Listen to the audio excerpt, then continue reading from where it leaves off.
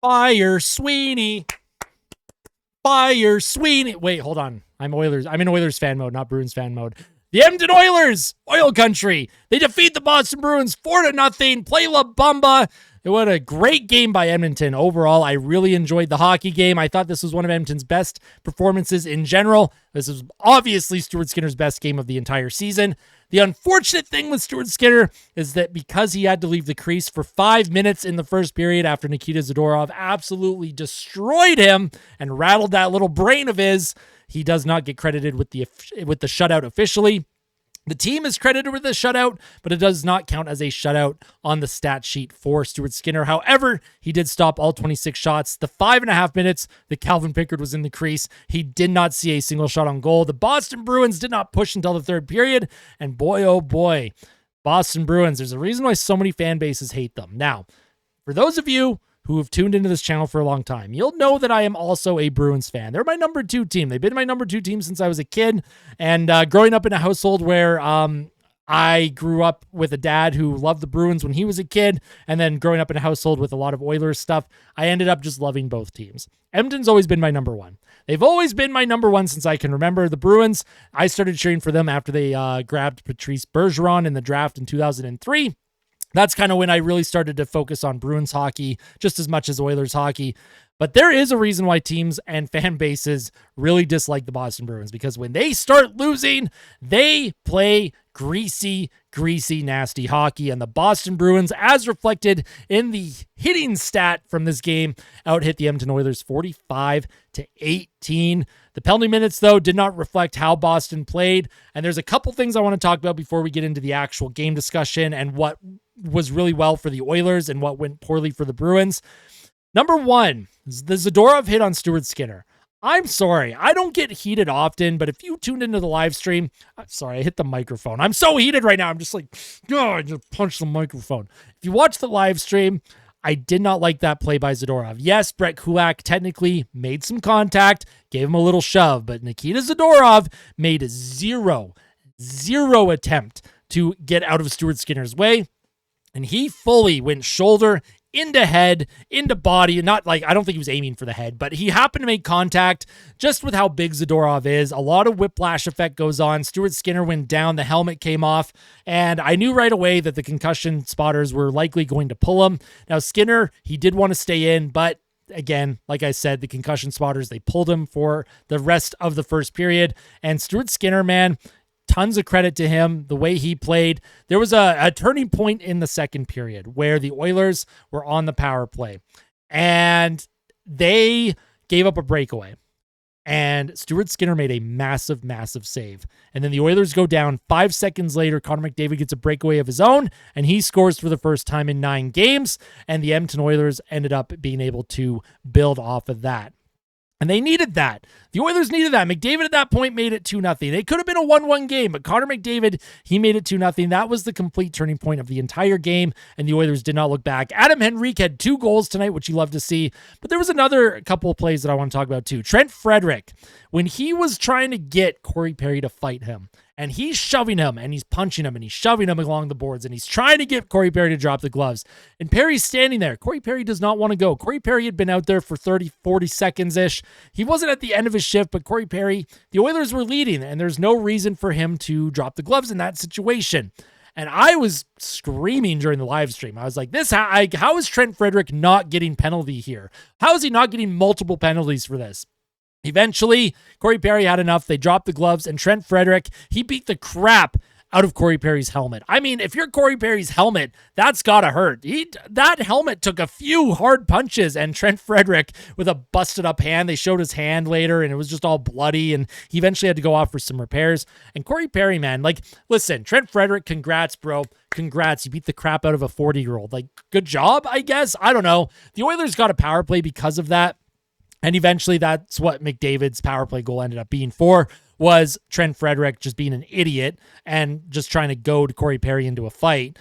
But what I didn't like about that was the fact that Trent Frederic should have been given a double minor for roughing. He should have been given 2 minutes for instigating and 5 minutes for fighting. It should have been an 11-minute penalty in my personal opinion, and you could have even given him a 10-minute misconduct. I did not like Trent Frederic on that play, especially because Corey Perry was clearly an unwilling combatant. Wes McCauley, I'm sorry, and the other official, I forget the other official's name. I did not like that at all. I didn't like how much they let Trent Frederic get away with just shoving and trying to punch Corey Perry until Perry eventually dropped the gloves with him. I did not like that. However, the Oilers, they did get the power play. Thank God. They scored on it. Thank God. And they did not look back. And then the other thing I wanted to talk about, of course, was in the third period, the Boston Bruins continued to just play really, really stupid hockey. Yes, they did make a push, and yes, Stuart Skinner had to make some saves. Pavel Zacha had another shorthanded breakaway, the second of the game that was stopped by Stuart Skinner. But the way the Boston Bruins played in that third period, they were just trying to punish the Oilers. They were just playing physical. They were just laying the body. And hey, good for them. That's a team that's built for physicality. The Edmonton Oilers are not built for that. And for the Edmonton Oilers, at the end of the day, you point up at the scoreboard. You look at Zadorov in the eyes and you tell him, why don't you take a look up at the scoreboard, Nikita Zadorov? Yes, you're getting a big fat paycheck from the Boston Bruins, but man, oh man, where does that physicality lead you? The Bruins have lost 5 straight games. The Edmonton Oilers continue to run red hot right now as they improve to 25, 12, and 3 on the season, and you absolutely love to see it. The Edmonton Oilers also climb into second place in the Pacific Division. They are 2 points ahead of LA. However, the Kings do have 2 games in hand, but the Oilers, they've won 4 straight games. The unfortunate thing with a win like tonight, and, not like there's a lot to be, upset about, Leon Draisaitl's point streak has come to an end. He was on a terrific, unbelievable point streak. And unlike Nathan MacKinnon in Colorado and Mikko Rantanen, Draisaitl is not an empty net merchant. He was happy to see Victor Arvidsson put the puck into the empty net rather than taking it himself, and you love to see that. Great teammate right there, Victor Arvidsson. He deserves that goal. Victor Arvidsson deserves all the credit in the world for what he has brought to this team since he came back from injury, and I personally think it's a testament to this team and to a player like Leon Draisaitl that he gets all of his points when there's a goalie in the net, as opposed to someone like Rantanen or MacKinnon who get like 20% of their points with an empty net. I think Mikko Rantanen has 9. What is it? No, it's not 9 empty net goals, but I think it's like 23 or 24% of his points have come with an empty net.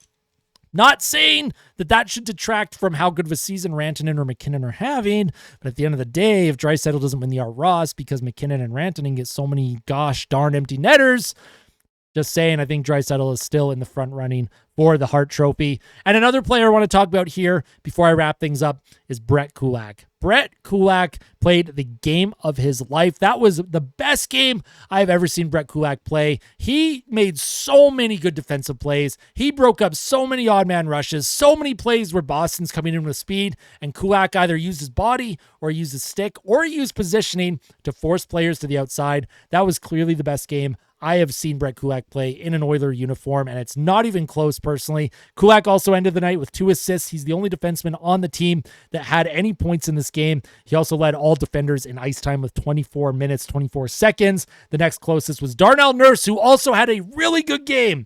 The Edmonton Oilers, by committee tonight, they beat the Boston Bruins 4-0. And you love to see it. Next up for the Oilers, of course, is Thursday against the Pittsburgh Penguins. I will not be doing a live stream for that game. However, I will still have the pregame report and a postgame reaction afterwards. The postgame reaction will come later in the night just because of how my work schedule is working. But I do look forward to watching the Oilers and Penguins battle it out on Thursday. And then Saturday, the Oilers wrap up this road trip with a battle against the Chicago Blackhawks. Chicago, of course, beat Edmonton earlier this season, way back in October, on a Saturday night as well. The Oilers are looking for some revenge against Connor McDavid and the Chicago Blackhawks. No reason why this team should not beat Chicago. Again, not to disrespect a team like Chicago at all. I never do try and disrespect opponents. You always try and show as much respect as possible. But with the way the Edmonton Oilers are playing right now, I fully expect, at minimum, 1 more win out of the last 2 games on the road trip. But I would like to see 2 more wins here. The Oilers with an absolute masterclass Stanley Cup contending performance against the Boston Bruins tonight. They win 4-0. Bruins fans, I'm sorry about the state of your team right now, but at the end of the day, it's been a long time coming. Boston has been one of the top teams in the NHL for the last 15 years or so. and all good teams eventually come down. They have to start that rebuild. They have to start that retool. They have to have a couple years of pain in order to find more success. And unfortunately for Bruins fans, and as someone that does like the Boston Bruins, I understand the frustration. I understand chanting "Fire Sweeney," because it was not Jim Montgomery's fault that the Bruins were not winning earlier this season. It's clearly the roster construction. The team just doesn't have depth. They don't have speed. They don't have top-end, high-end talent at the forward group. Other than, they have guys like Pasternak and Marchand. Speaking of Marchand, did not like his cross-check on Emberson. Did not like that the Oilers had no response for either that cross-check or the hit that Zadorov made on Stuart Skinner, but I'll talk a lot about that in the day after tomorrow. The day after discussion video, which will be uploaded tomorrow. The way I worded that was confusing. I do apologize. But I just want to thank you all so much for tuning in. Make sure to smash the like button if you have not yet done that, and make sure to subscribe to the channel if you are not yet subscribed, as I continue to produce as much Oilers content as I physically can, and I continue to appreciate all of your support. You all mean the world to me, Oil Country. The support during the live stream tonight was amazing. Thank you all so much. Truly, truly, truly appreciate it. Make sure you tell someone that you love them, and as always, most important thing, fight like a kid.